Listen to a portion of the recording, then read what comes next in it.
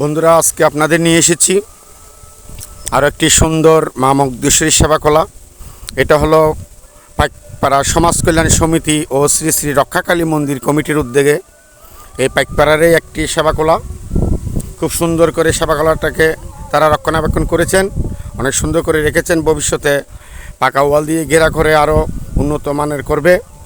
আমার একজন প্রিয় বন্ধু পটিয়া পৌরসভার খুবই উন্নত এবং 1 নম্বর প্রাথমিক বিদ্যালয় শশাঙ্কমালা সরকারি প্রাথমিক বিদ্যালয়ের শিক্ষক বাবু রতন কুমার দাস আমাকে অনুরোধ করেছিলেন।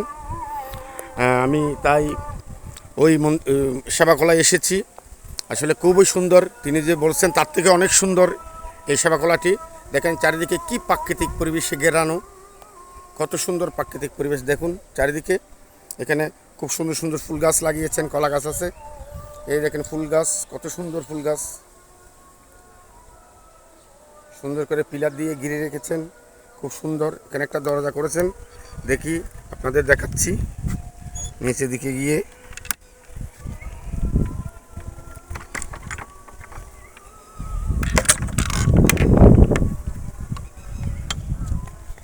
দেখেন এখানে খুব সুন্দর করে সিঁড়ি করে দিয়েছেন, খুব উন্নত মানের, খুব সুন্দর ফুল গাছ।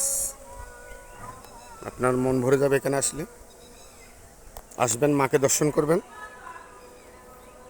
আর যারা আসতে পারতেছেন না তারা আমার এই ভিডিওর মাধ্যমে দর্শন করবেন এবং আমার পেজটিকে ফলো করে দেবেন। আপনি ফলো করবেন, আপনার বন্ধুবান্ধব যত আছে, আপনার আত্মীয় স্বজন সবাইকে ফলো করার চেষ্টা করবেন, সনাতনী বন্ধুদের। কারণ সনাতনী বন্ধুরা আমার এই পেজটা ফলো করে রাখলে সমস্ত দেবদেবী দেখতে পাবেন এবং মন্দির দর্শন করতে পারবেন। তুলসী গাছ দেখছেন কত সুন্দর করে, এখানে তুলসী গাছ, বিভিন্ন ফুল গাছ এবং ঔষধি গাছ, বেল গাছ, নিম গাছ, কাঁঠাল গাছ খুব সুন্দর করে এটা লাগিয়েছেন।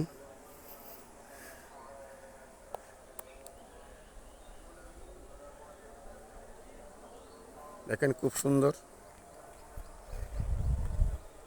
টাইলস দিয়ে মা মগেশ্বরী মন্দিরটি করেছেন।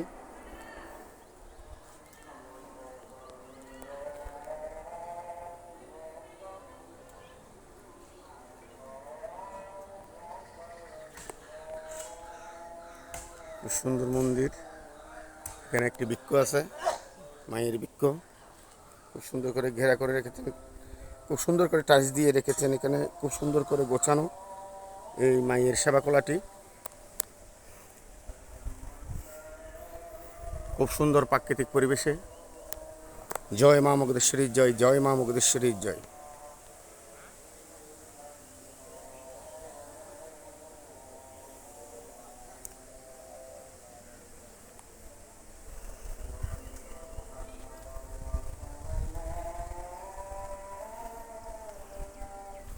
দেখুন খুব সুন্দর ফুল গাছ, এখানে ফুলের বাগান, ফুল গাছ, বিভিন্ন কালারের ফুল দেখলে আপনার মন ভরে যাবে।